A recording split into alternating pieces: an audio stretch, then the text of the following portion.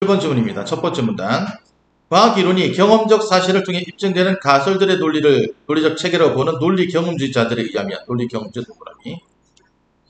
그러니까 가설이 논리적으로 체계가 잡히려 그러면 감각적인 경험이 동반돼야 한다고 본 겁니다. 과학은 점진적 연속적으로 진보한다. 후행 이론이 뒤에 나온 이론이 선행 이론, 앞서 나온 이론에 논리적으로 서로 충돌되지 않아야 한다는 줄치고 정합성의 조건에 따라서 과학이 진보해 왔다는 것이다. 그런데 실제로 그러한 지의 문제 제기가 이어졌고 특히 동그라미 파이아반트는 정합성의 조건을 당연한 것으로 가정하면 과학의 본성을 알아챌 수 없다고 지적했다.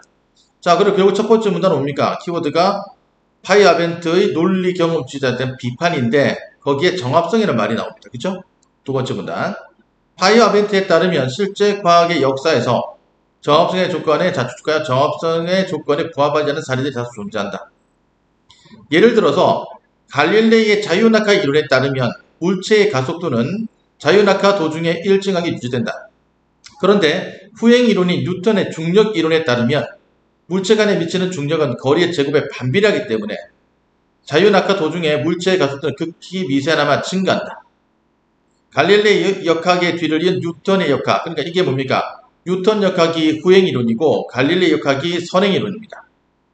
등장은 과학의 진보로 평가받지만 두 이론이 양립 가능하지 않다는 점에서 정합성의 조건에 들어맞지 않는 것이다. 그래서 두 번째 문단은 파이아벤트가 논리 경험주의자들이 주장하는 정합성의 조건을 비판하는 구절인데 역사적으로 정합성의 조건에 맞지 않는 사례들이 다수 존재하기 때문에 정합성의 조건을 믿어서는 안 된다고 얘기하는 겁니다. 자, 세 번째 문단. 파이아벤트는 정합성의 조건에 전제하는 자율성의 원리도 적절하지 않다. 자율성의 원리도 적절하지 않다. 이것도 줄치고. 자율성의 원리란 특정 이론이 경험적 사실을 통해 입증되는지의 여부는 그 자체로 결정된다는 원리로 그 입증에 대한 이론의 존재 여부와 무관하다는 것이다.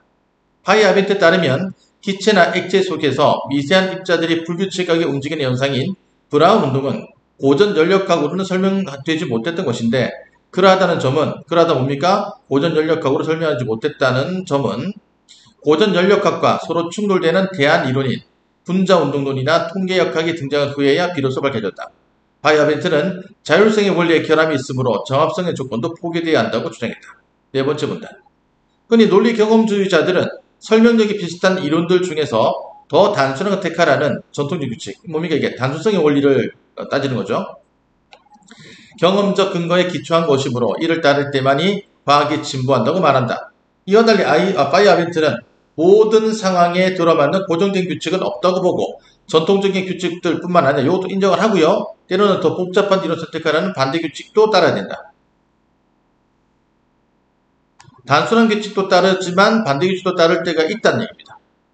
허용하는 것이야말로 과학을 진보로 이끈다고 보았다. 나아가 그는 기존 이론이나 잘 확립된 실험 결과들에 모순되거나 상충되는 가설들을 대안 이론으로 창안하고 정교해야 과학이 진보한다는 동그라미 이론 증신론.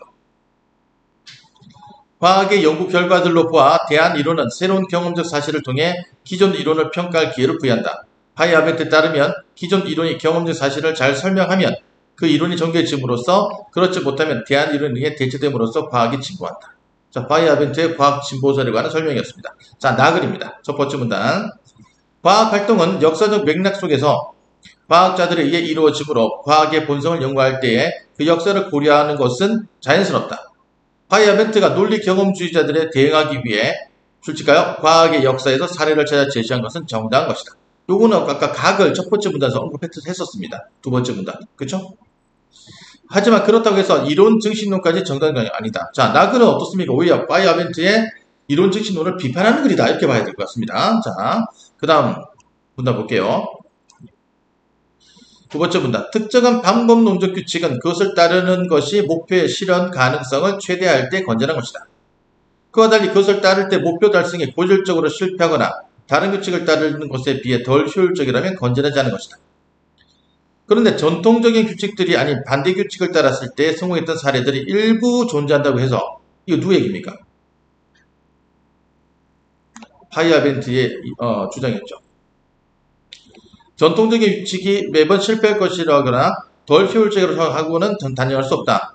천동설을 거스르는 변칙 사례들이 발견되는 상황에서 더 단순한 이론을 택하라는 규칙에 따라 코페르니쿠스가 지동설을 창하는 것처럼 과학의 역사에서는 전통적인 규칙에 의해 진보가 이루어진 사례들이 더 많다. 이게 바로 뭡니까? 바로 그 바이아벤트의 주장을 반박하는 겁니다. 과학의 진보를 위해 장려되어야 할 것은 오히려 반대 규칙이 아니라 전통적인 규칙인 것이다. 세 번째 문단. 바이아벤트는 논리 경험주의자들을 비롯한 일군의 철학자들이 모든 과학적 진보를 관통하는 방법론적 규칙을 찾는 데 실패했다는 사실로부터 그러한 방법론적 규칙은 존재하지 않으며 과학자들의 특정 규칙에 얽매일 필요도 없다는 결론에 도달했다. 하지만 과거의 몇몇 시도가 실패했다고 해서 앞으로의 시도 역시 실패할 것이라 결론 짓는 것은 소박한 귀납 추론에 불과한 것이어서 정당되기 어렵다. 이미 잘 입증된 이론에 상충하는 대안 이론을 만드는 것에 과학자들이 힘써야 한다거나 이를 위해 건전하지 않은 규칙을 따라야 한다는 바이아벤트의 저방은 지나친 면이 있다. 마지막에 바이아벤트 규칙은 비판하고 있습니다. 자, 문제 풀어보겠습니다.